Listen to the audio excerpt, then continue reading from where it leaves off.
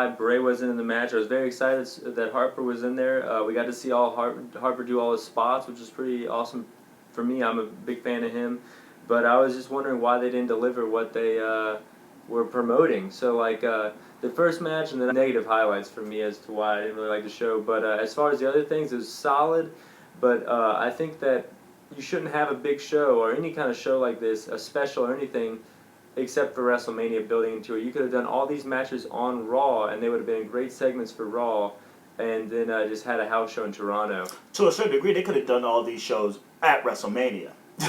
Once you really think about it. No, I'm saying, well, if you wanted to use these shows to hype Mania, like they kind of use this show to do, you could have put these on main events of Raws or main events of all these things to hype up. Like if Jericho wrestled on a main event and then word got out that you had to watch main event, and then, then they announced the Ryback and Kalisto match on the main event, you'd be like, wow, that would hype up. They could do little things like that, that I think just with their regular programming, just bulking up the regular programming as opposed to just having this network special.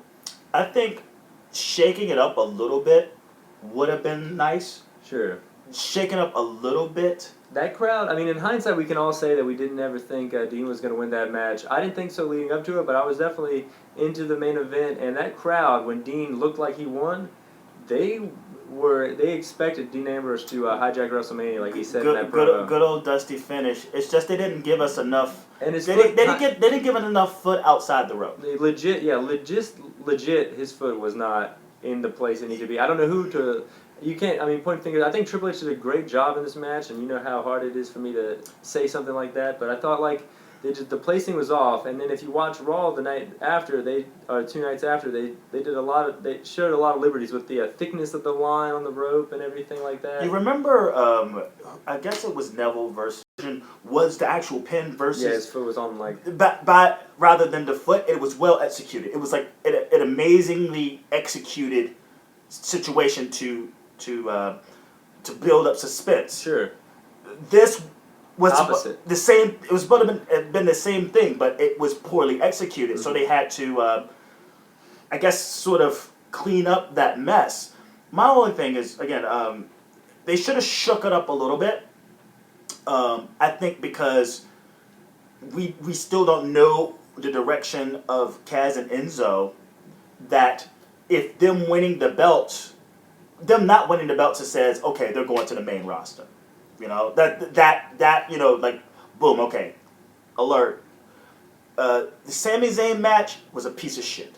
Him and Stardust, they're making, like I spoke before about this, they're making Sami Zayn look like a geek, WWE. They're ruining him. They're putting him in these silly ass matches. Why the fuck, they could have kept that off TV. Because that Stardust, no. You got him, there was nothing.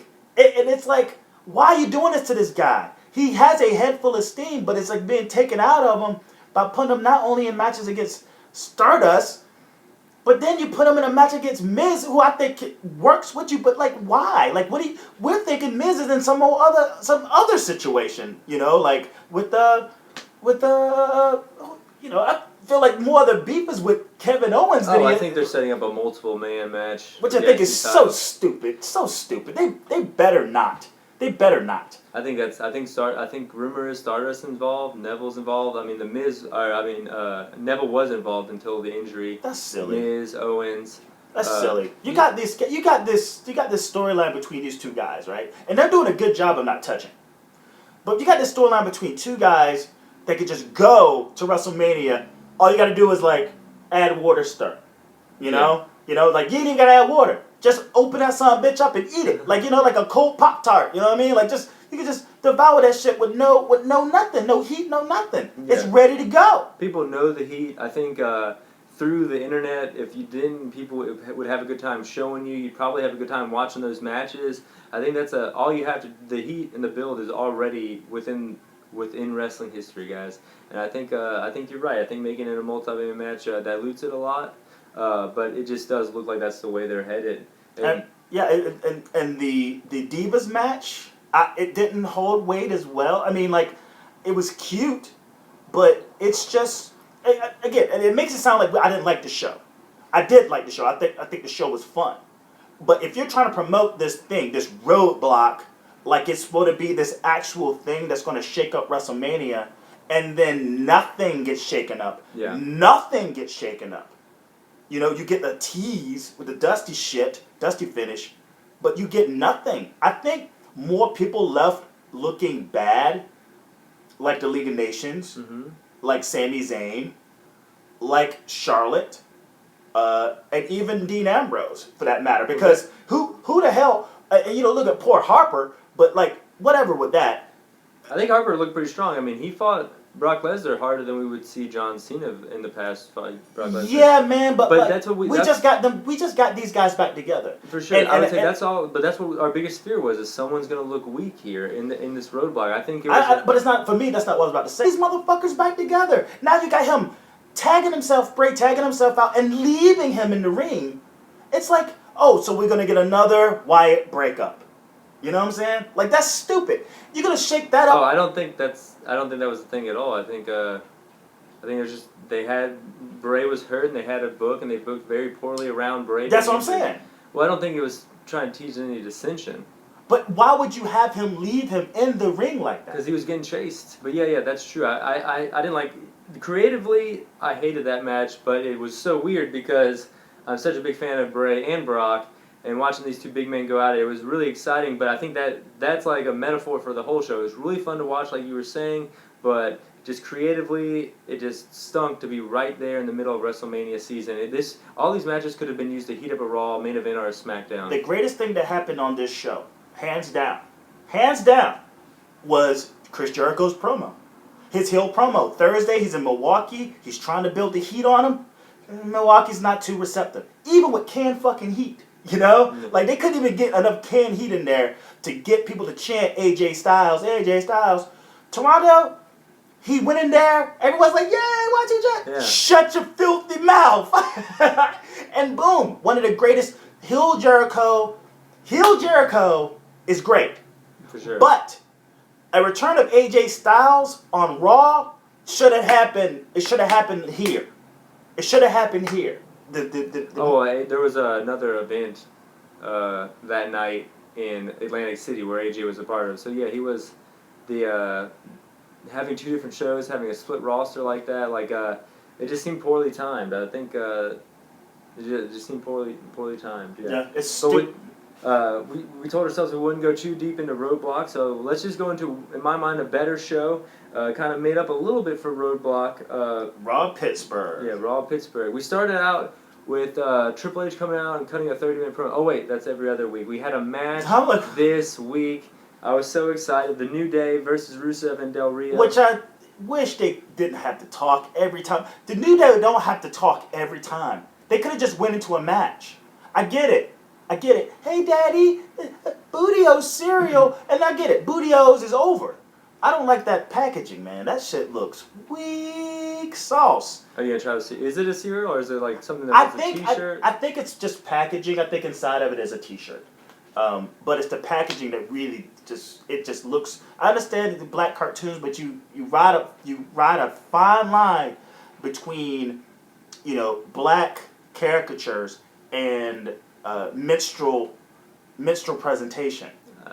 I get what you're saying. Yeah. Yeah, and but it's over. Bootio's is over. Whatever. I don't. It's not over for me.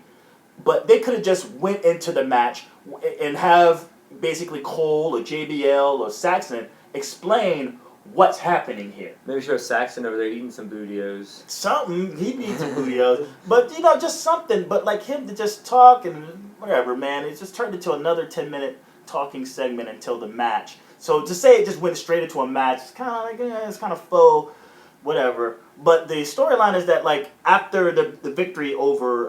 well, I would say the storyline is Xavier Woods was in the match, not Kofi. He's still playing the trombone. So he looked really impressive. Yeah, and they beat the other half of the League of Nations, the lads. They beat the lads, which were Sheamus and Wade Barrett. So it started a Twitter war between this other half of the League of Nations, resulting in this match. So when I was like, shit, another fucking championship match against the League of Nations. Oh, I see, because I'm not hip. I'm not really that hip to Twitter and that kind of shit going on. Did you see those tweets? No. Oh, okay. Did you care? No, I mean it just makes sense. Like you're trying to build to Mania. You already beat the other guys, and what they did here after the match, after they beat him, makes sense. Out of frustration, you gang up on these guys. So it's like the guys who normally have the numbers game. You kind of tell the story that these guys actually have the numbers game now, and it's a great way to make them face, which seems to be what they're trying to do with this program. Well, and plus, anytime you have Del Rio, Rusev, and the New Day in there, it's going to be a great match. And it was kind of refreshing to see these guys right off the bat. And I thought Woods did a really good job. He doesn't normally get time to showcase his skills in the ring. And I think him and Big E played off each other just as well as Kofi and Big E. When you saw Woods in the ring, you think, oh, holy shit, they're about to drop the belts? You mentioned that on the podcast last, and I was like, oh, I wonder if they're going to do something like that, and then have like the League of Nations do the Freebird rule or something like that going into Mania. They were more the Freebirds than the goddamn New Day. For them to just get an automatic, like, okay, this half didn't win, let's give the other half a fucking tag team shot. It's like, what are you doing? Well, they've been Triple H and Vince McMahon's henchmen before, so they got an in the office. No, but like, then make that clear. Make that clear. Make that clear. Say, oh yeah, we went to Triple H. Actually showed up in the back. Man, we want another shot at the New Day. All right, here you go. Not just throw this match out there like that. And obviously, we like the New Day. The New Day, as heels, have been cheered for the past year, right? Yeah. So now you finally make them babyface. You give them the babyface beatdown. I get it. But they get another shot at the fucking championship, and they don't deserve it. They've lost twice. I think it's saying that after the match they got jumped by League of Nations jumped the New Day. Sour grapes. Move on. And I think that showed the New Day maybe in the coming weeks we're going to see the New Day want this match because they got jumped. But also, do they want the match or do they want to defend the belts? I think they want the match, and they fixed your spot. They must be listening to you on the podcast because they always listen to me. Because when they were hanging Woods up to dry to do the big Del Rio stomp, Rusev had him choking in the t-shirts. Sheamus had his arm. So I think that's a way better way to do the spot, especially since you have guys there to hold them. I think we set the spot, so I was very impressed with the progression of this match. I like this whole spot, this angle. I like this whole Raw. I thought it was really good. I don't mind it. It's just that it's unclear what they want to do. Even with the title shot, it's like, well, what? It's 4 against 3. Is it going to be 3-man for the tag? Are the New Day going to have to find a 4th one? They need to clean this shit up. If they're going to do that, they're going to make these big decisions. Because the storyline is this right now. The babyface beatdown, New Day wants revenge. Does that necessarily... They have the belts. They've had their chance. Do they want to defend the belts at WrestleMania against these fucks? Or do they want their revenge? They didn't request the rematch. It's the League of Nations that are sending out the challenge, right? I'm not. Yeah. Yes. I think that's yet to play out after they jumped him on Raw. Well, they spoke in the back and they said, "Hey, we want another shot at the belt, and we're gonna get it." And it's like, well, not only did they beat them down, they also issued a challenge like they deserved it, and they didn't make it clear how they wanted to go about it. So I just go, guys, you could have cleaned this up. You could have made it definite. But I can't blame the wrestlers. It's the creative. It's the writers. They stink. Sure. Moving forward, We had a Dean Ambrose promo, kind of shit talking Brock a little bit, and then all of a sudden Brock comes out with, and then we get a Heyman promo. Going back and forth here, and then Brock tries to charge the ring. Dean whips out what was it? Crowbar. Yeah, crowbar, and really doesn't let Brock get in, swinging the crowbar around. Brock kind of steps down. This is also silly, because it's like, okay, I lost to Triple H, I'm over it. So yeah, Brock. Hey, him losing at Roadblock, a televised event, him losing to Triple H didn't do him any favors moving into, because this whole thing, how do we make both people look strong moving forward? We can't have Dean Ambrose lose to Triple H. Triple H is not half the man that Brock Lesnar is, and he went down clean. Yeah, that's what we were all clean about. Like, okay, he got his legs up. Like, the referee saw his foot halfway out the goddamn ring, but he can't see Triple H's legs on the rope, right? Mm-hmm. Or did that happen? Who that happened? Did that happen to Ambrose? With his leg out? Yeah. Yeah, Roadblock? When Triple H put his legs on the rope to pin Ambrose. That happened at Roadblock. Yes, okay. So that didn't get the pin, but he got the clean victory, right? Yeah. And now he's out there talking about how he has to face Brock Lesnar. Heyman's whole thing was like, I got to fight to sell, right? When Ambrose calls him out, he knew, Heyman's reaction was he knew that Brock was going to I'm not going to have this guy talk shit to me. Fuck this guy. Mm-hmm. So when he tries to wrap it up and leave, but he leaves without Brock Lesnar following behind him. Oh yeah, that was good. I like that. So Brock all right, I'm out, but he pulls out that fucking crowbar. Now I get it. One of the biggest things I get it. He brought his pencil. We're trying to promote this no holds barred street fight, which is a double, we get it. Mm-hmm. No holds barred street fight. Well, isn't a street fight no holds barred? Yeah. Is it a no holds barred street fight? Yeah. What's Mania? It's a double. Yeah, it makes no sense. I still don't agree with baby faces having to grab the weapons. Oh well, I think Dean is a little different. I really like this spot. I like the angle they played, and I like what they did at the later on in the show. You got it. Dean's not gonna be able to take Brock down, so he's gonna have to use his craftiness and use some things he learned along the way, to get to Brock. I like that storyline set up, and I like how they're a passing of the torch kind of a segment that we're going to get later. No, I completely disagree with this. Because right now, you got a guy who just lost his championship to a guy, right? Which should have been the WrestleMania match. The crowd is hot for victorious babyface over the authority figure Triple H. They're trying to squeeze these boos for Triple H at the expense of Dean Ambrose, right? Mm-hmm. Dean Ambrose goes in, loses clean. Then he has to face a guy that is more dangerous. Now I get it. The no holds barred street fight, there are going to be weapons involved. The crowbar represented the equalizer. We get it. But to what suspense? At what expense? We want him to be a babyface who is willing to get his ass whooped to get the victory. That crowbar does not doing him any favors as a credible babyface that we can root for. Even when he had to pull the crowbar out, the momentum of the crowd behind him just kind of dropped. Like what? Well, it was kind of a ridiculous weapon to choose. Just a weapon in general. It's no holds barred match, and the believability is Brock's gonna kill Dean. Then he should have got another taste. To add the suspense. It deflated. It deflated whatever, but babyface momentum. I think they were saying and pity. He's willing to go further than Brock, which is how he could win. Maybe diving into the old CZW playbook. I think they're gonna set up. This making him like a geek, man. This making him look like he stands.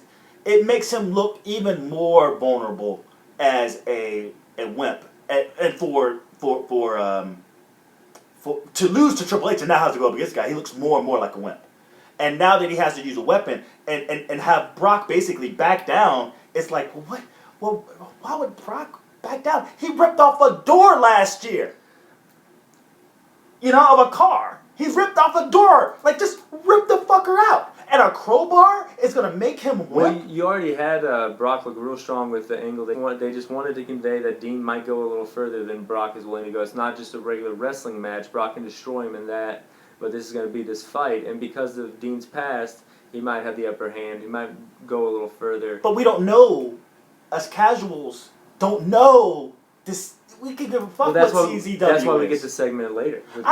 Which I think was out of place. Hell, let's just go there. Let's go there right now. Okay, yeah, I thought it was great. We get Mick in the back, and he gives, since he's Santa Claus and everything, he gives Dean a present, which happens to be a baseball bat wrapped in barbed wire. We haven't seen this used, I think, since I want to say maybe since the Edge and Mick and the Randy and Mick days where they were feuding and everything. Or if you watch TNA Impact. Oh yeah, sure, TNA, and it's used all over the world all the time. No, but I'm saying the last time I saw it was I would say 4 years ago. That was the whole Abyss Hogan thing going on, against AJ Styles and Ric Flair. Yeah. Basically, And he had that fucking thing, and I was just like, ugh, whatever, man. That image, I don't think has a place in wrestling anymore.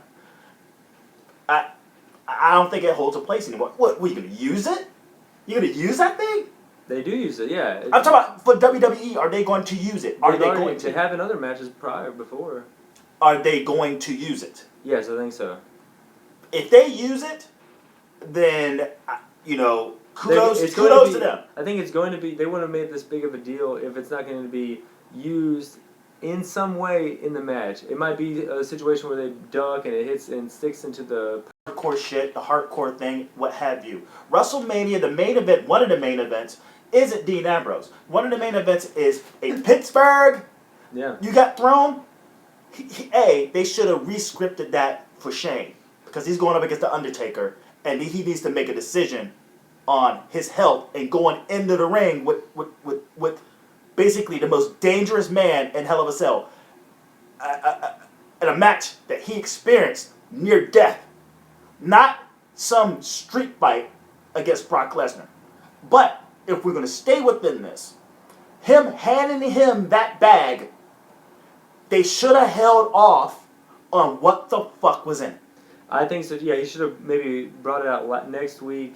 I agree on build the anticipation a little bit more. But I just for doing it the pacing. Yeah, I think that's nitpicking a little bit. But I like the fact that he's here's the hardcore legend, talking to maybe the hardcore predecessor. I really like it's the Obi-Wan Kenobi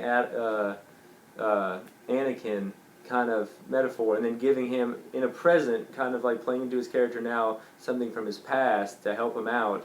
I don't know. I thought it was kind of cool, and I think it's not I don't think it did their match any favors. I don't think the effectiveness of Mick Foley talking to him just because he's a hardcore legend and he's a guy who did hardcore stuff adds to the suspense moving forward because there's no real connection with Brock. I mean, you want to build the story that all three people are involved, which why I felt like the effectiveness of a Mick Foley would have been talking to Shane McMahon about a foe that he had in a similar match that he damn near killed him. All three people would have been involved to make the match or the expectation of the match mean more. Okay, so this is a one and done. He gives him a bat, and then that's it. I mean, we still have more weeks for Shane and Mick, but for what actually happened, I thought it was. So he's gonna be like the. So if he go, so he's gonna jump. So he's like the fucking ghost of WrestleMania past or some shit. Dean? No, Mick Foley. Yeah, something like that. Yeah, that's what it's turned into. He can go and talk to people. I mean, he kind of likes the Santa Claus gimmick now, so it kind of makes a little bit. Yeah, of he's sense. like the ghost of fucking WrestleMania past, which I think the old wise veteran. I don't know. I think it fits him now. Fits him nowadays. Yeah, but I feel like you don't need to spread him out that thick. He is just coming back. You pick one effective storyline for him and you stick with it. I think the Shane Undertaker match already has Vince, Stephanie involved. It already has its bells and whistles too. But Stephanie's so far away from that it's not even funny anymore. This week, but I remember last week she cut that 20-minute promo about it, and then she still was in a little segment with it today. I think it's going to play into it, and plus it's in Hell in a Cell. I thought maybe giving these other matches in the undercard a little shine. I could give a real rat's ass about Sin Cara right back, other than the fact Sin Cara has murdered out. Cool, yeah, ninja. Yeah. That shit looked horrible. He needs to hide in the shadows, man, and pop out of the Kalisto match when they turn heel. And the only thing that matters is double shell shock for the victory, guys. If you're wondering. We get another match. We get another. We find out the New Day will be facing. League of Nations. Now we find out that Ryback will be facing Sin Cara. I mean, it's been Kalisto. Kalisto. We've gotten the dirt sheets for a while, but just to see it in fruition, it's just okay, all right. I think this match definitely stands out to me glaring because there's 9 matches officially announced for this WrestleMania card, and there looks to be about 1 or 2 more to be put on, maybe 3 to be put on. So that's 11 matches. So I think the Usos and the Dudleys and Kalisto and Ryback might be good feuds to build and hype up the Andre the Giant Battle Royal, not as separate matches. That's just my opinion, but I mean, yeah, it was kind of a squash match. We get Stephanie in the back, or Stephanie walking out. She comes out. She introduces Triple H. Triple H cuts this crazy promo talking about like everyone's a loser. They all want to watch him. Hope. Yeah, Hope. Yeah, it was. He went from sympathy to the devil.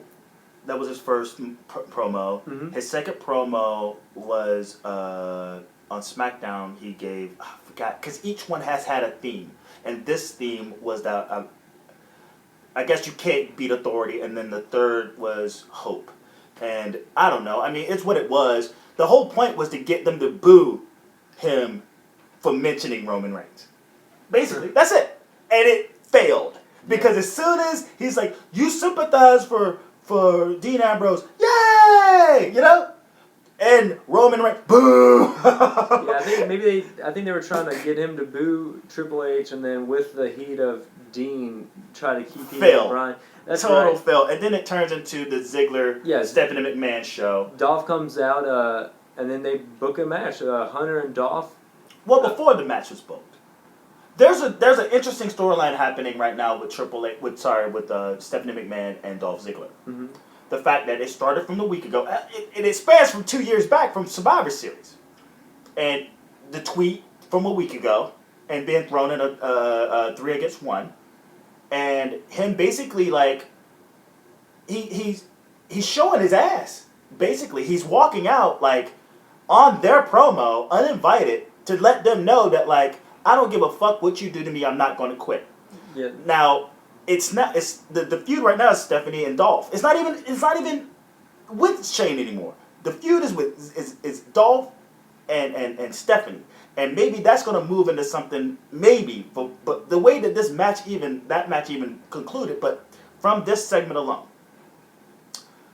Dolph stands up to not only Triple H, but he really puts his foot down and tells Stephanie to eat a dick. Yeah, they say that he wasn't really that good. They don't know why people cheer for him. And he said, well, my back's up against the wall, I have nothing to lose. Yeah, and then he starts... calls her a bitch! Yeah, starts running down Stephanie, gets the slap. I think they thought that slap was going to be more, give more of a pop than it did. It did, though. The pop was him basically calling his boss, who basically... Because everyone was like, oh, yeah, he got emasculated. I think, he stepped up to the plate. That was one hell of a performance. Because you could tell that he was kind of revving up, but then when it really got hot, he really delivered. Which is like, I hate Dolph Ziggler promos. I hate when he's in the ring because he doesn't really make any kind of clear sense when he talks. But here, when he dug in, you can see the look on, and then even Stephanie McMahon, you can see that like, whoa, we didn't know you had that in you, bro. So when he gets smacked, she pulls a fucking, what her father did with the Undertaker, and Shane is like, well, damn it, you get one match, and if you can get this match, if you win this match, any match, because first it's all fucked up in the writing. If you win any match of any type of anything that you can win, an exception to the world title match, you will have a match in WrestleMania. So then he calls her a bitch, and he's like, well, fuck it, you're gonna face my husband. And Triple H's like, you can tell he's like, what the fuck, you know? But it looked similar to what she did with what Vince did with Shane by booking him in a fucking cage match against the Undertaker. Sure, and that match was later. I really enjoyed. You wanted to go to that match? Sure, yeah. Let's do this whole thing. Yeah, we have Dolph versus Hunter. What'd you think of this match? It was awesome. Now, the only thing that really that I couldn't get out my mind is like, well, why is he in this match? Does he really, and just thinking about it, like he just did a 20+ minute match 2 days ago. A guy who hasn't been wrestling, maybe this is part of him like subconsciously training to get to get his body ready to a certain match form, because one thing to ring shape. Getting in the ring to Triple H than it did Dolph, and it was supposed to put Dolph over. Like this was supposed to put Dolph over. No, it's supposed to put Triple H over. No, not over. I know, but He won the match clean, like he was supposed to. Barely squeaked out though. Like the fact that Dolph Ziggler, let's just look at it for what it is. Dolph Ziggler had at least 4 near pins. That was like a millisecond from a pin. Yeah. So the story of the match was Triple H definitely had advantage, throwing him into the steps at one point, breaking him down. But then Dolph started rising. He had several quick 2 counts, like right in a row. I think the crowd really believed. But then Triple H pedigree in the middle of the ring takes it. But if there was any moment that you'd be like, you know what, Dolph, that was a good spot for you, even on a loss. I go, yes, that was that match that put him over. It came off, you know what, it's just like with Dean Ambrose. You know what that match reminded me of? You know what, the Roadblock match with Ambrose and the near falls and like the super competitiveness that, you think Triple H, the cerebral assassin. I think I know what you're going to say. Yeah. And this, John Cena U.S. Challenge. For sure. And I think that's what he wanted to really produce, I think. I agree, but that's why I think they should have just done this Dean Ambrose match on Raw, so then he can cut a promo. He's like, week after week, I've been beating these younger guys. You're a young guy, Roman. Like, what makes you think you're any different than these guys? Blah, blah, blah. But after the match, the pedigree for the win, great match. Roman comes out. You hear the music. Triple H is looking at the stairs just like he always does, but then took him years, but he finally comes down the ramp. It's the second time coming down the ramp. Yeah. Second time. I remember once before he came down the ramp. I was like, uh-oh. Yeah, comes down the ramp, starts, jumping Triple H for jumping him earlier. We get to see a Charles Robinson bump here, which is pretty awesome. And he just destroys Triple H, takes him to the back, and then kills him with a TV monitor. Boo. I thought it was pretty good. Good spot. I think whatever. I don't know.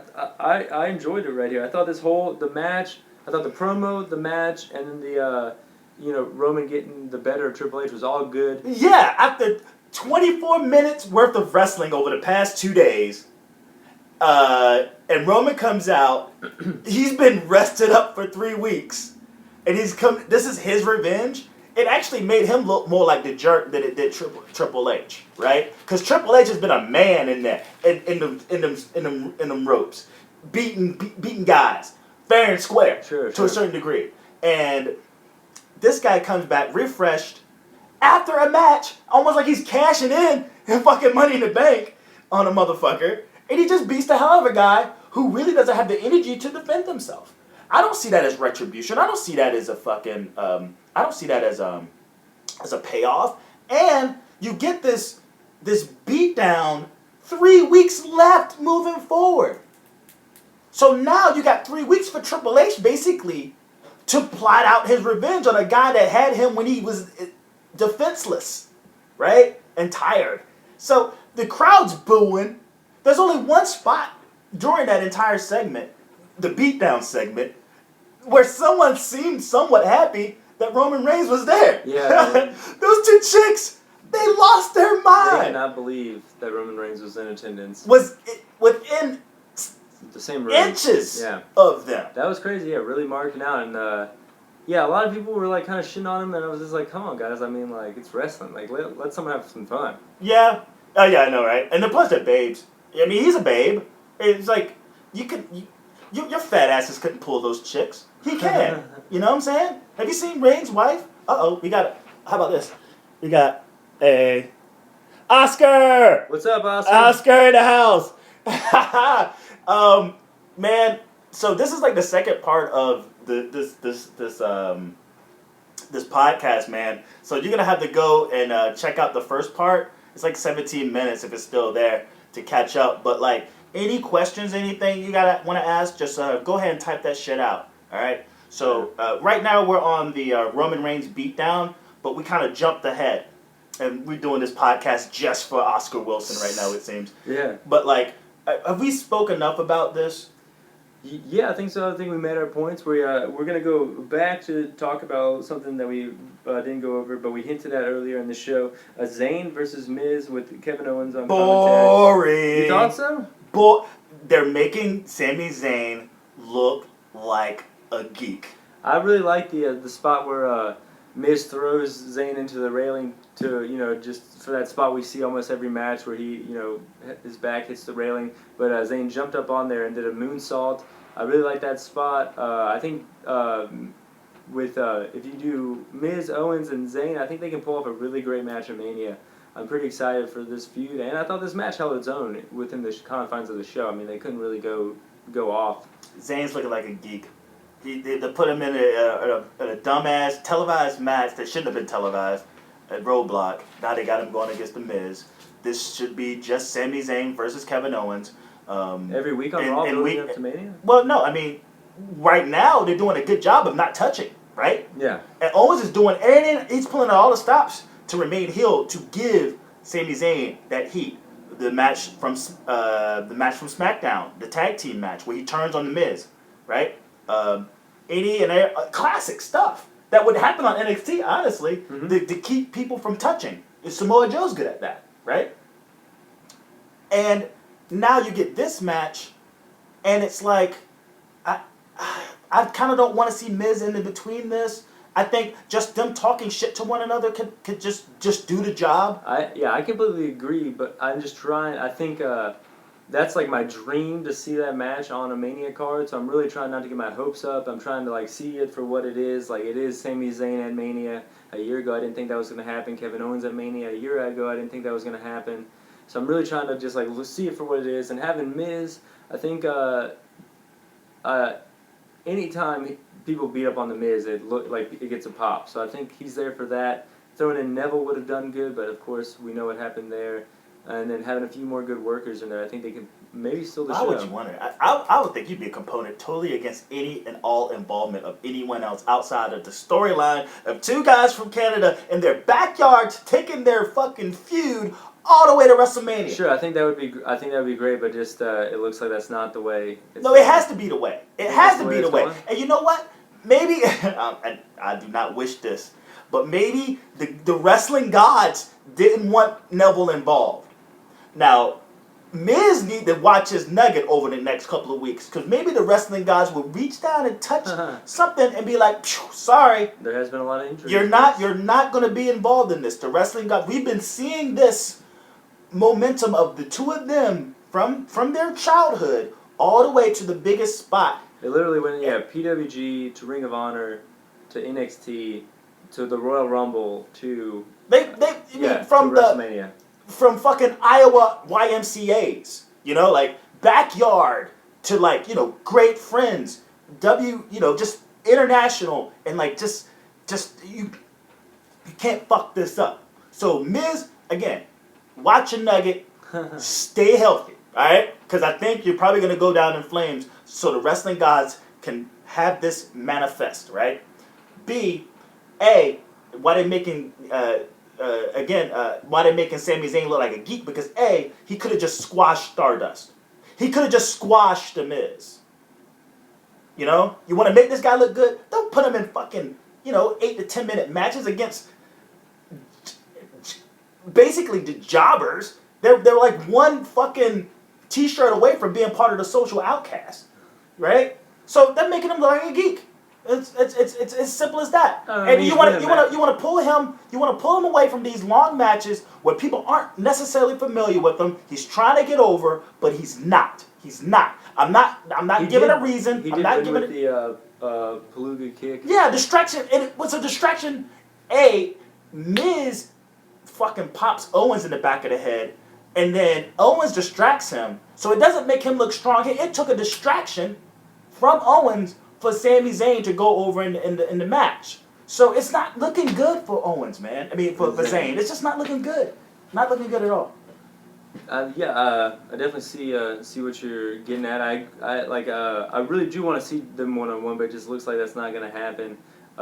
Maybe I think just seeing them in the ring together is enough for me going back and forth. If you got to tie some more guys into it, that's fine. You did that last year with the IC title, and it was a really great match.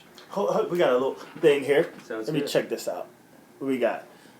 There is no. This is from Oscar. There is no need for Miz to be introduced into this Owens Zayn feud, in my opinion, and this is what I'm talking about. I totally agree. But if that's what we're getting, that's what I think it's going to be good either way. So, just what I'm saying. You could be against it, It's cool. If I'm, it's gonna happen. I mean, Nah. I wish we're getting tons of singles matches. It just doesn't look like that's the way they're going. All right, moving forward because let's kind of blow through these the things the that League of matters. Nations. Yeah, the League of Nations promo. We have Brie and Alicia Fox versus Naomi and Tamina. Well, the promo in the back is saying that they challenged the New Day. We already The only spoke thing about that. the only thing that stands out about this right here, and fuck this match, is the fact that Team Bad is aligning with Lana and Brie and Fox. They look like they're all going to be sort of tangled up. I think it's Brie and Fox and Paige probably. And Paige, yeah. This is the direction they're going in with this shit, and it's like, what? Because I'm thinking, we saw the feud between Brie. We've seen the feud between Brie and Lana. Lana's already hit 2 Bella Busters on Brie, and I'm like, I do not want this. We don't want this to happen. For sure. Well, I mean, having Lana out there, I mean, she's the most over girl on the roster no matter what they do. So I think they kind of have to have her out there in some kind of way. As a heel? Just out there. I think like she's the most over girl on the roster. It would suck to have her out of the main event. She's definitely a star. I would say bigger than in ring. You have a 6-man, is the 6-lady tag kind of covered up. You got, you have Naomi, you got Paige out there. You got some ladies that can hold their own. You kind of make it a cat fight vibe because you already have the ladies wrestling match. I think this is going to be like that old school ECW cat fight kind of a match. What happened in that first match? The first match, the New Day versus Rusev and ADR. What happened? As soon as Rusev got in the ring, what happened? He even acknowledged it. We want Lana. And he's like, oh, okay, we want Lana. I get that's it. what I'm saying. It's been happening for But that's weeks, bullshit. months. Then why would you book her as a heel figure? I mean, we get it. Like, we want Lana doesn't scream, hey, we want to boo this bitch. No, well, they tried to make her face, and it didn't really work with Ziggler. And I think... no, that was a dumb storyline. I think having her be this heel, like, certain people get over as heels. I think her... No, she's already over, bro. That's what I'm saying. Certain people get over as heels. She already got over being a heel. Don't change it up. Keep it the way you go. They're going to boo Brie, and that's not what they're trying to do. I think they're trying to get Brie over as a babyface, but everyone clearly gives a shit about Brie Bella and her Daniel Bryan gimmick, and we want Lana. So what they're doing, just like with Roman Reigns versus Triple H, is writing themselves into a corner to where the crowd is telling you, because even with the whole shit with Sasha Banks and what I spoke about earlier, and they switched that shit up quick. It's like they're trying to put her Team Bad as a heel. It's like, no, we want Sasha doesn't mean we want to boo Sasha. So now she's one of the baby faces going up against Charlotte in WrestleMania. So boom, we get another incident where people are screaming, "We want this person," and they're giving them to him as a villain. And then you give us Roman Reigns, a person that we want to vilify so badly, and they're making us try to cheer for him. It's just ass backward booking. It's ass backwards logic. You know what I'm saying? So to team up Paige, did she fall from fucking grace? For sure. And Tamina, I don't even want her in Dallas. I don't even want her in the goddamn state of Texas during WrestleMania. This screams a pre-show match. It's got all over it. If not, I know past couple years they've overbooked and they've just thrown matches on the Raw the next day. And why the fuck not? If you're gonna go triple threat, might as well make a fatal 4-way. Put Naomi in there. If there's someone that's deserving. Oh no, I think it's gonna be a six lady tag. No, I'm talking about like for the Divas belt. Oh. If there's one diva that stood the test of time out of all the women wrestlers that are on the roster right now, it's Naomi. And if there's anyone that's deserving of a title shot at WrestleMania, it's Naomi. She got some fucking newbies going past her, yeah. right? And she deserves to be in that. You remember Fatal 4-Way, the NXT joint, and they had like Becky Lynch, they had Bayley, they had Sasha Banks, and they had Charlotte, like going at it. Like this could have been great. This could have been as good because if you take how much they've grown from that NXT match, everyone's grown, but then the athleticism of Naomi in there, she surpassed athletically more than all of them. Maybe she doesn't have as much ring IQ as Sasha Banks, and she maybe doesn't have as much experience as Becky Lynch, and she doesn't have the pedigree of a Charlotte. But god damn it, that girl makes wrestling look easy. You know, and her athleticism and her ways, the way she moves around in the ring. She could have easily been a fourth part of that, and she's in this clusterfuck of a total divas segment. It looks like, but like you even look at Natty. I mean, she's left high and dry. I mean, she's in Total Divas. She's been, like you said, like with longevity and everything. I mean, she's been in there longer than almost every lady in the roster, and she has the pedigree. She has all that stuff, and she's left high and dry. So I think yes, she could have been put in a high position, but the position she has isn't the worst. It's on the Mania card. It's on the Mania payday, and. But she's sort of like the Mark Henry of the divas right now. Like, I would say, yeah. You know, in terms of like, okay, she has a presence. She gets her pop. She's a favorite. Yeah, she looked really good. But in her that match. capacity, like, there's so many other women moving forward. Like, I feel Naomi as much as a new generation. Like, the distance between her. The Naomi and Tamina double team to win was pretty sick. God, fuck Tamina. Like, get out of there. I used to be a fan of Tamina, but like she wrestles scared. She's garbage, but I think that one move was good. We have a Social Outcast selling hot dogs in the back, and then we go to JoJo with Paige. Lana shows up again with Team Bad, so it looks like they're building that feud. And then we have Renee with Charlotte and Rick. They're cutting promos, saying she's better. She wants to call out the other two ladies that are in the. But she talks about how she met them. Like, okay, when I met Sasha, she's puking. I'm holding up her hair because she's no boss. She's a wimp. And irrelevant fucking Lynch was irrelevant. Trying to find her place. So she's calling them dweebs. They're making themselves like badass. She's saying that they're not badass. They're fucking dweebs. Right? That's what that segment was, which I thought was suitable for that. And building to SmackDown. And SmackDown's really fallen. Like, they were pushing matches on SmackDown at first, and now the only thing they really pushed was that I think Reigns is going to be there, and in this little segment. So step your game back up on SmackDown, WWE. I was watching for a little bit. It's been decent. But the numbers have been dropping and everything. Yeah, because then they haven't been hyping it up on Raw as much as they were like a month or two ago. Well, I don't think it's moved the needle at all. I mean, it's probably the same amount of ratings that's No, it's been dropping. Well, I think they've not talked about it as much on Raw. Because I think it has more to do with the road to WrestleMania than SmackDown and stuff, and I'm not justifying it. It's just that it hasn't been given. It's losing its identity as SmackDown. It's looking more like Raw. But it's a Raw with like these really podunk piece of shit storylines going to WrestleMania. I imagine after WrestleMania, the Monday after WrestleMania, I imagine the ratings for SmackDown are going to be up again.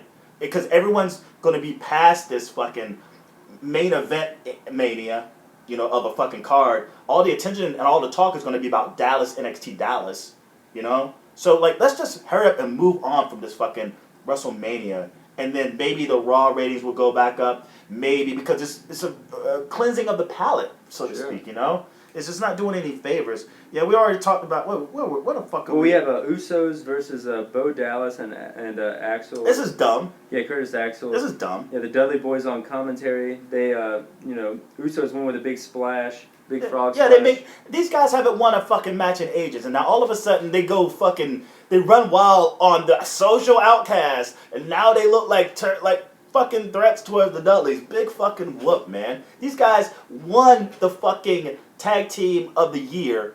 They haven't been a tag team all year because one's been out. Yeah, sure. And then the day they win the fucking champion, they won the Slammy, they lose, and then they've been losing matches ever since. Just made look like assholes against the New Day. They've been having their ass handed to them by the fucking Wyatts, and now that the Dudley Boys have been showing them up. And it's like, well, at some point we want to feel that like they got some momentum on somebody. Oh, yeah, let's throw the Social Outcasts out there and make them look like chumps. That doesn't do the Usos any favors. Do you think the stipulation of making this match a tables match, since that's how the feud started, would and that's what the Dudley Boys have been cutting the promos on and everything, would help this match? No, I think it would help this match if what's been helping this match is the fucking killer promos. And it's funny because like, is it just me or is Bubba Ray? He sounds just a pitch lower than Paul Heyman.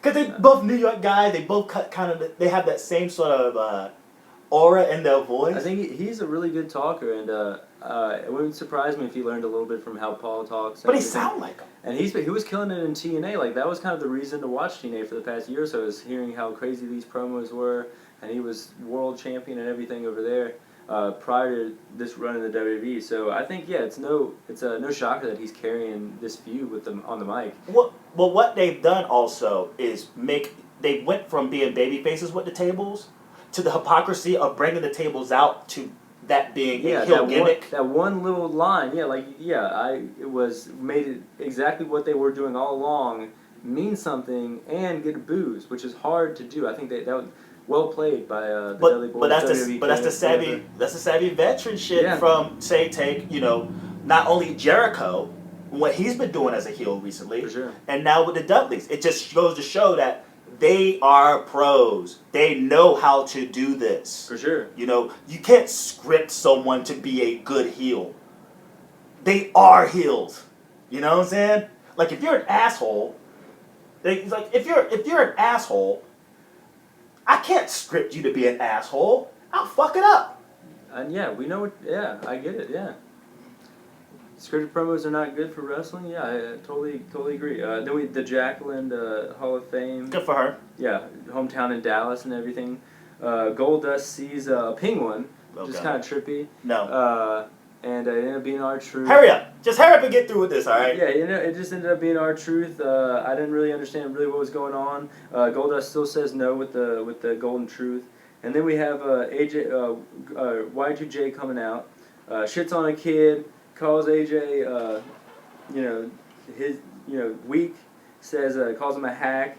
Says that he's gonna be AJ's daddy. Another good promo. This is a great promo. It's like the guy's killing it. And you know what? He's got, just like from Toronto, and him shitting because he's from fucking Winnipeg. He's not from Toronto. He's Canadian. But he got the crowd to basically go along with the program and chant AJ Styles. This promo, you shut up. They're cheering him. Everyone's Jerichoholics. But he's just like, fuck you, shut up. It's a joke. You choose him. AJ Styles. Like, he wants them to chant AJ Styles. And it's working.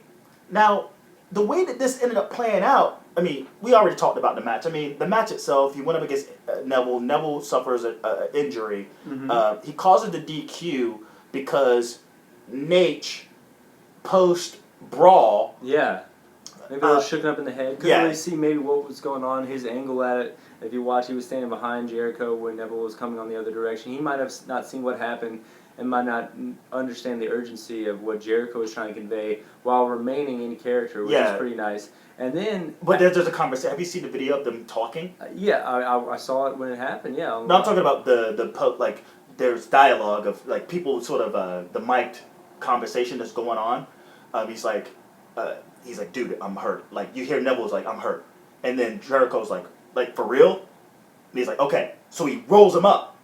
Yeah, and then that's when Charles Robinson wouldn't count the pin. Yeah, he wouldn't count it. Yeah. Then he gets up and pushes him and everything. Because he's hurt. That's what he yells it. He's hurt, damn it.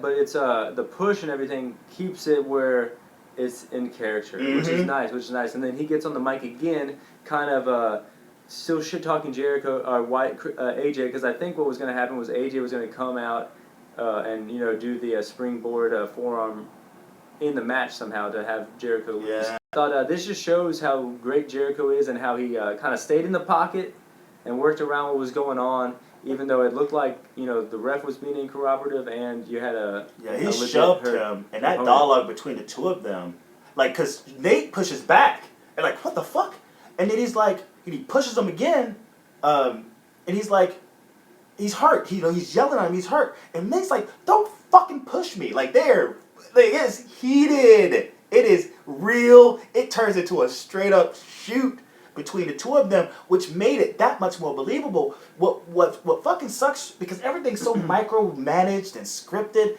that it's hard to get that real sense. And at that moment in time, we felt a real, because it's fucking live television. They're cussing at each other. Yeah, I just saw I was like, 2 ref bumps in a night is a bit much. That's kind of what I was thinking when I first watched it. But then when you see them the little extra communication involved. It's like DQ me like I'm an asshole. Like he said, DQ me, make me look like a jerk. You know, he's staying in character, overhyping the action between the two of them physically, but it worked. I mean, it definitely worked. And kudos to Chris Jericho for trying. You know, you see a situation, you make the best of it. You just want everyone. Charles Robinson, you know, everyone's giving you a pass, but like, you know, they can't give you a pass. But we're no Chris Jericho. Chris Jericho depends on you to protect him too.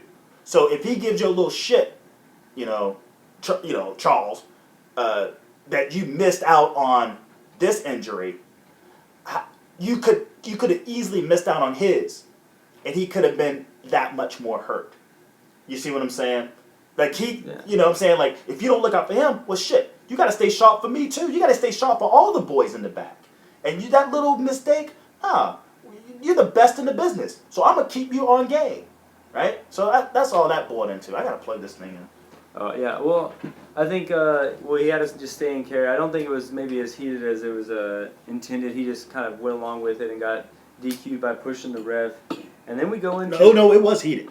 We go into the camera right when Vince turned to go up the steps and said, Vince's booty. There's no way Vince didn't lock eyes on it. There's hilarious pictures shown of it. Did you see this, Peter? No, I wasn't paying attention to a lot. I was just more or less paying attention to the reaction. By the way, if you watch, I just had to plug the power in. But I paid attention to Vince wanting a bigger reaction. I tuned into Shane McMahon flubbing his script. It's just like that one line he goes, "You're going to hit me and I'm going to miss." Yeah. And then the crowd hears it, laughs about it. He kind of keeps going to his credit, but I mean, he did do it. It's horrible. That was a horrible presentation. And then at the end, Undertaker's out there, and they let Shane McMahon back up the Undertaker, get pretty much advantage over the Undertaker, enough to do a little shuffle, and kept the advantage until Vince pushed him into the Undertaker. So you have pretty much the guy you've been pushing for pretty much all year within the Brock feud and giving him Bray and everything. Really strong, and plus you've obviously been pushing him for over 20 years, and then you just have this guy, this non-wrestler, known as a non-wrestler, take full advantage until he had to cheat. This was bullshit. Well, less is more with this feud. I've said that all along, and this was way too much. We've already talked about the pillow punches, throwing weak pillow punches against a guy who's been going up against Brock Lesnar all year. Should have done nothing, and it made Taker look really weak. He no-sold him. Not to the degree. You should never have Taker. He couldn't overwhelm, but like it should have been like a bulldozer running over a traffic cone. But I think what they were focusing in on this, and I thought this whole thing was garbage. All right, so I'm not making any kind of justification. But what I saw, and what that was the fact that Shane is quicker. He's nimble. He's doing the footwork. Undertaker can't keep up. He couldn't really get his hands on him to really do anything because he's nimble. He's quick. You know what I'm saying? He's Jack be nimble out that motherfucker. And Undertaker just doesn't have that swift in his speed and in his feet up his ass to really catch up with him. So if they're gonna move this thing forward to make it seem that Shane actually stand a chance.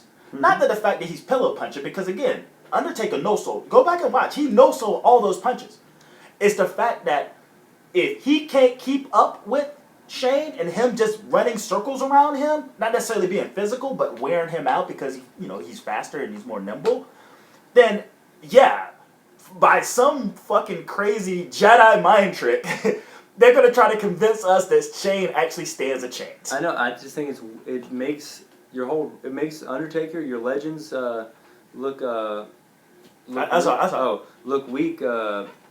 To have a non-wrestler even do that to somebody, especially Undertaker. Undertaker's supposed to be able to destroy casual people, and that's what Shane McMahon is. He's just a casual person, non-athlete. He does train just like anyone else goes to the gym, but no, like this match is not going to be that exciting. They have to put a lot of bells and whistles, which they've already had. Hell in the Cell, Vince McMahon, but if you know it's going to be a bad match, you're just really selling on the outcome. Don't give the match. Just tease the outcome, and then maybe have Taker chokeslam him, just like exactly happened. It should have. Well, do what Paul Heyman was trying to attempt for the Brock Lesnar Ambrose feud. Him doing any and everything possible to avoid contact because we got to fight to sell. You know, something. We're not going to give away the physicality here. Like, you know what I'm saying? And what Owens is doing. Use this segment to try to show some physicality. I think it missed his mark. The promos were off again. He was flubbing his lines. What they had him write, what they had written for him, and how he had to explain it. He almost sounded like Roman Reigns out there. But then they're out there to a fucking crowd who just witnessed this brutal fucking attack by Roman Reigns. By Roman Reigns. You got a return for AJ Styles. We actually sped through that. What I hated about that was that, like, that was it. He hits him with a forearm, and then that's it. He just stood over him like, yeah, what? Oh, I think it was all ad-lib there, because I think what was going to happen there was, a pin after that. That sucked. Because AJ just stands over. Hell, he should have just never came out in the first place. He should have never came out, because, like, the come-up, I feel, for Jericho should happen at WrestleMania. I think, well, they already have him set up and everything. I think they were just trying to skip C. I understand, but it failed. What I'm saying is that it failed. It failed. Like, why do I want to see a match? Why would I want to see a match? Do you think this main event segment failed too? Fuck yeah! I think it failed. I think it was probably one of the worst. You could talk about Vince McMahon, Undertaker, and Shane O'Mac in the same ring together, right? Like, this is huge. And then we get this. That's probably one of the biggest flops of the year. That entire segment, biggest. The anticipation and the placement. Because after this, the crowd is worn out. The crowd is worn the fuck out. They threw everything at you. We got a beat down of the New Day. We got a beat down of Triple H. Yeah. We got a beat down of Jericho. Yeah, Brock. You know, and you know what I'm saying? Like, sure. And then they give them all that shit. They get to that, and it's like, hey, they're winded for the return of Shane O'Mac, and people are like, oh, well, people aren't as excited. No, they're tired as fuck. Yeah, 4 hours wrestling shows is a long one. And then those two things, the long-winded beatdowns. I mean, you're gassed as a fan. You just don't have it in you to fucking cheer for things. And then they deliver this crappy fucking segment.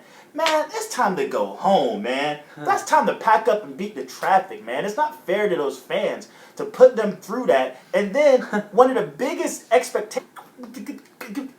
Who wrote that fucking script for him? Ryback? Like, you know, what the hell was that? So, I thought the show itself was just... It gave us so much. It gave us so fucking much. To where the direction and was off. The scripting was off. Everything was off. Yeah, I was skeptical when they put the match together, and I said the way they could make it work was less is more. And I thought they did too much with Shane last week, fending off those, 4 security guards. And Chicago's finest. Yeah, just to have them already touch before the pay-per-view or something, before WrestleMania, kind of really takes the suspension of nostalgia behind them that you could have kept them separate until Mania, not even have them in the same ring. Because one, you can't show Shane looking strong as a wrestler. He doesn't do it. He can't, he's not a trained wrestler, so he looks pretty weak when he does it. So you should hide that. And Undertaker can cut these good promos, can come out and do this awesome entrance and everything, and that can just get people excited for the match. But they're giving away too much, and I think it's making the whole match look weak, and it's supposed to be one of your main events. It's dumb. They could have brought out... it's almost like I've kind of given up on... I hate to say it, I've given up on this WrestleMania card. I'm going to watch it, but I'm just as interested in the Mania card as I was Royal Rumble or Survivor Series. It's WrestleMania. I don't care how the card looks. I'm going to be excited about it. Sure, yeah. Right? Yeah. I'm not excited about the way that it's gotten there, right? No, they're going to go out and everyone's going to show their ass. It's going to be actually a good time. But we'll see what happens. It's just one of those things you just have to see it play out. But I'm least excited about how this will play out. Because this is WrestleMania. Okay? It's not the Royal Rumble. It's not SummerSlam. You know what I'm saying? Even though those are mainstay, big-time events, WrestleMania is like the third or fourth or fifth most grossing American event. You know what I'm saying? The Super Bowl is above it. That's it. And I think there's a Super Bowl, It's like Daytona 500. and then Wrestle fucking Mania. Yeah. You know, like give me a break. And this is what you get. This is what you give me. This is what you give me. The Super Bowl was awesome this year. Well, you know, not as a Carolina fan, but like you know, it delivered to a certain extent. If you're a Broncos fan, as a sports fan, it delivered. Daytona 500 came down to the fucking. It was a nose finish. And now WrestleMania has got the babyface that no one wants, the cage match nobody cares about, and you know what I'm saying, and matches that are so mismatched to what we want to see that it's not even funny. Well, I think if they give us Jericho and AJ and some version of We've already seen it. Zayn and Owens, I think for me, I would appreciate it. And I will go to see those matches and be excited for that. But as far as like you know maybe having like a little party and everything, no, I'll probably just go watch it somewhere, maybe at a bar or something, or, you know, or on the network. But I'm just not. It's just yeah, this card. I mean, I know they had a lot of injuries and everything, and they didn't have much to work with. But yeah, it's not. It's no excuse. It doesn't look like it's going anywhere really that cool, other than a few probably you know good Steamboat Savage-esque matches, maybe sprinkled on top.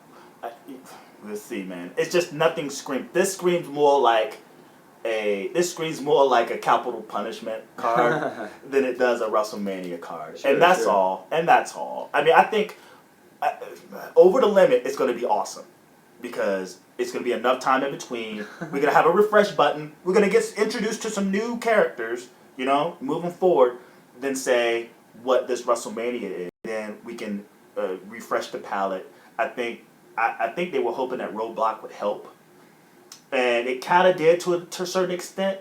But then again, the follow-up was bad. Well, if they're only looking at network subscriptions as what it means to be successful, then maybe Roadblock did help. I can see a lot of people signing up to watch that special. To be highly disappointed, though. Well, yeah, but then they got it, and then then that's that tally for sure. They still got great pieces, and they're mismanaging them, and they would lose against me, and I'm bad at chess. They would lose against me. I could take those pieces that they have now. I want to see great matches. We want to see great fucking. We want to see great feuds. We want to see storylines, rivalries. You know what I'm saying? We want to see it. Don't give me a guy that I don't care about to win your world championship. Don't give me one of the greatest WrestleMania pieces you ever own and throw him into the ring. It's at least say what you will about the Roman Reigns and Hunter feud, but I think they're keeping it simple, and traditionally something like this would work. Like, but of course, it's you know, at least it's like kind of like understanding. But this whole like they're dropping Stephanie was involved, now they're dropping her. Then the lockbox holes for days. It's like so many holes. It looks like Swiss cheese or something. Oh, look at you! More holes in the storyline than in that cage. It's more holes in this motherfucking feud. A Mania moment that everyone's gonna be like, oh shit, did you see Shane go through 20 tables off the? Yeah. Oh, did you see Rock bottom Triple H? Yeah, I think it's gonna be something like that. Mania is gonna. It sucks. It's a shame. It's a shame, the fame, because even if we didn't have these fucking injuries, it's not like the guys who were injured were in a good. Make up a Mania card in the first place. They were in a shitty situation. Yeah. Anyway, I agree. Most of them, they kind of are just make up to like, oh, look at all these people injured, but really Cena and Rollins and Orton. Right. I mean, those names just alone will make you excited to see what you have in store for them. But then, the top two main events, it's like a lot of sizzle, no steak on Roman and Hunter versus Shane. The guys like AJ Styles, who I mean, there's matches on YouTube with him and Daniel Bryan in front of like 10 people, and like a little kids playing on a basketball hoop, not even giving a shit. Seeing have that main event right there, you gotta have that Austin Rock. You gotta have that main event match, and it seems like they don't have it. Like Vince McMahon, step away. Kevin Dunn, step away. Because again, if this fucking and this bag and this napkin can fucking do a better job, and this pack of condoms can do a better fucking ring right now. I know, right? It's wild. Fucking watch out for these four knobs. Yeah, Oh man, I just noticed something really funny. Oscar, and then we're gonna wrap up. Yeah, let's see. Hey, Oscar. It's so bad. This is Oscar. So sad seeing Undertaker trying to do moves. Perfect. That moment is that he was wily and quick on his feet. Undertaker, not so much. And for Vince to push him in, it doesn't make him look bad. It just enforces the fact Sugar Ray Leonard you. Of course. You know, and you know, oh well. Oh well. Well, I think that we might be all. I'm down with Mania. It's these 3 Raws that are hopefully are 2 Raws, right? I think there's 2. But it's 3 left. 3 until I think. Oh no, sorry, 2. It's 2. Yeah, Yeah, it's 2. 2. So I'm really hoping that these 2 Raws really pull me in. Yeah. So there's gonna be a bunch of smartasses that are at least 10,000 smartasses at each show going, trying to ruin what they already have set up. So this is gonna be hard for them. Well, again, Roman Reigns is kind of over. He passed our tests, kind of a thing. It'd be nice if. Or they could just flip it on his head and just boo his ass out the building. Yeah, we're only banking this on the last appearance in Raw there, but You deserve it. Oh man, it's a setup. It's all a setup. They're Chris Jericho fooled AJ Styles and thinking that they were homies. Had merchandise, everything, fucking made. Yeah. But yeah, Philly. Maybe they did. It's like, oh yeah, they love them in Philly. Let's bring them back for Philly. Stephanie McMahon is going to be smitten to the yeah. They had a really good match. So, and the fact that there's an issue internally that will implode. So you're implying that Shane's winning this match? No, I'm not implying. So the authority's still around. Maybe they just have, this is all. I mean, this is all what we're assuming. Yeah, They've yeah. not done a good job putting this over on. But the only people is going to be the catalyst again in another way to get rid of not the other shit, not the caddy and all that shit. As long as he's been Dolph Ziggler, the showstopper. Well, what do you call it? He's like and finally has someone step up to her. She's gonna like it. She's gonna love it. Sure. That's a good point. I wouldn't mind seeing that. But I think let's. Thanks for everyone who tuned in and checked this out. And I apologize if you're watching on YouTube. It's gonna be a 2 into Raw and then final words. But like if you're listening, it's G Pro Wrestling on Twitter, SoundCloud.com/JG Pro Wrestling Faster Than the World Podcast. Subscribe, leave a comment, and then share. Do all those things, guys. Next week we're gonna try to do this thing live again. Well, if a little hiccups there getting started, but it's new. Yeah, we got next week as a crew. I will see you next time.